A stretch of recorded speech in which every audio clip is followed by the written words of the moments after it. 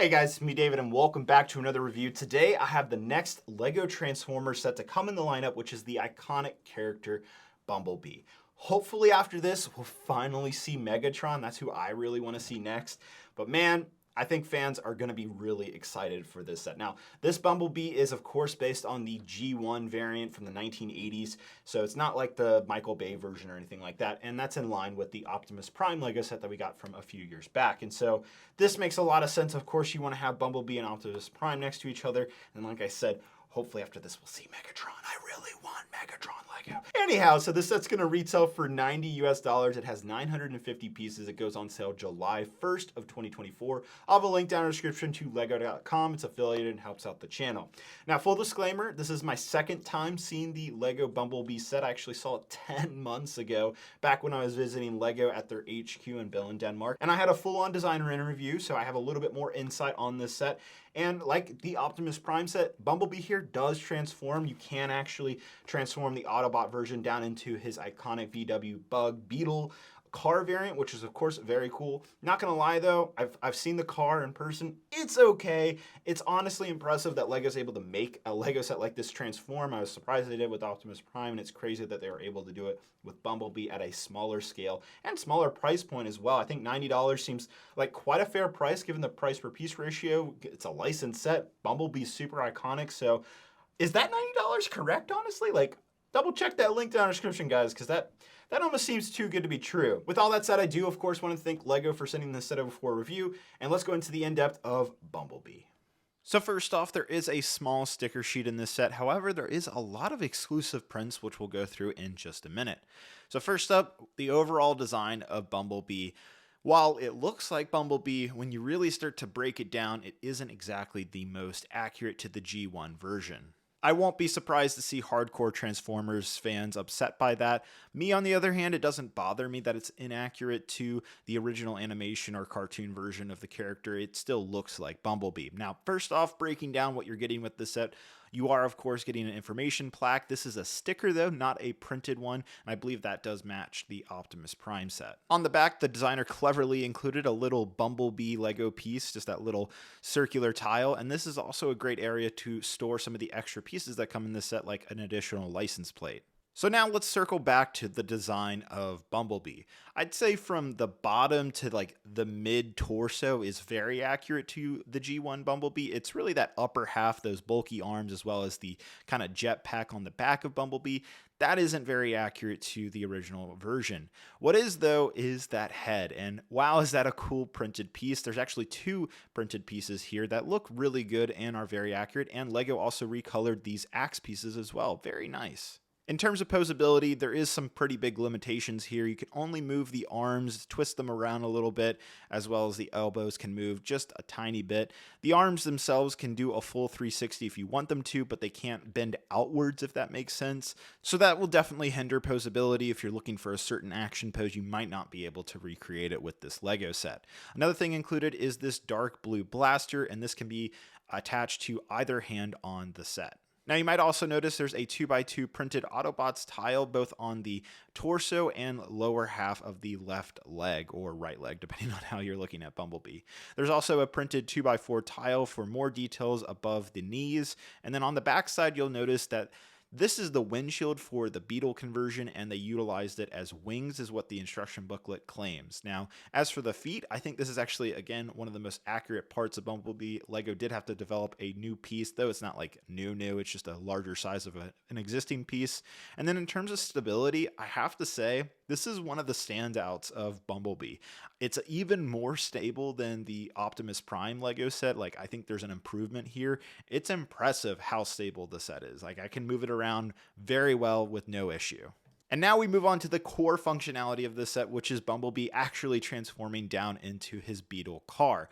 Now, this took me about 3 minutes in real time. I have sped this up all the way to 13 seconds, so it will take you some time. And as you can see, I'm not utilizing the instruction booklet. I was able to do it by memory, and this is just my second time. So it's not that hard. It just takes a little bit of getting used to. Now, while the actual Autobot version of Bumblebee wasn't the most accurate to the G1 form, what is probably the car. Now, don't get me wrong, this Lego car variant isn't that great looking. In fact, it's very rough looking, but it is fairly accurate to the original toy that the designer was using to base it off of. I think one thing that really stands out to me is the trans blue windshield pieces. I'm not sure why they didn't use the new trans black windshields that we've been seeing in other Lego sets. I think that would have been the better choice. It would have looked a little more slick for the Bumblebee. The trans blue just ain't doing it for me, so I don't know.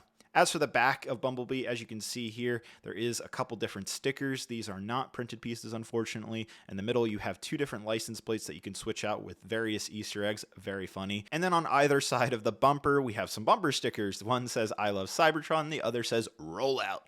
Great little Easter eggs. I think that's pretty funny. And the Easter eggs don't stop there. There's another little Bumblebee tile just hidden away inside the windshield piece. I love that addition. Also worth mentioning that LEGO does include some regular tiles if you want to swap out that Autobot logo if you want to have a disguised Bumblebee. And just like the Autobot version of Bumblebee, the car doesn't break. It's very durable. It's a very big testament to the designer for making such a sturdy set in both forms. Lastly, let's do some comparison. First off, let's bring in a normal LEGO Icons car to give you an idea of scale of the Beetle here. And as you can see, the Bumblebee Beetle car is pretty small when you compare it to something like the LEGO Corvette set. Now there's I think a $40, $50 difference here. The Corvette goes for $130, I believe. And you also have to remember though, while the Beetle is pretty rough looking, it does of course transform into the actual Autobot of Bumblebee. So sacrifices were made in terms of design. I also didn't mention this earlier, but the designer included some extra tires on the very bottom of the feet for more grip, which was very smart, and it's also worth mentioning you can move the legs just a tiny bit. Last up, what does Optimus Prime look like alongside Bumblebee? Well, first off, there is a size difference. Of course, Bumblebee is smaller, but not as small as he should be alongside Optimus. So in that regard, they are out of scale from each other. Optimus is supposed to be significantly bigger than Bumblebee. Now, with that said, I still think they look great side by side. They're definitely companion sets. And honestly, Bumblebee looks like a pretty good value. I mean, you have to consider Optimus Prime is $180 while Bumblebee's $90, double the price for Optimus. And when you look at the two side by side, I wouldn't say that there's a double price difference. I would say Optimus should be closer to $140, $150. So does that make Bumblebee a good value? Does that make Bumblebee a good set? I don't know. That Beetle is pretty rough, and there is some inaccuracies going on with the set. So I can see fans going one of two ways with Bumblebee.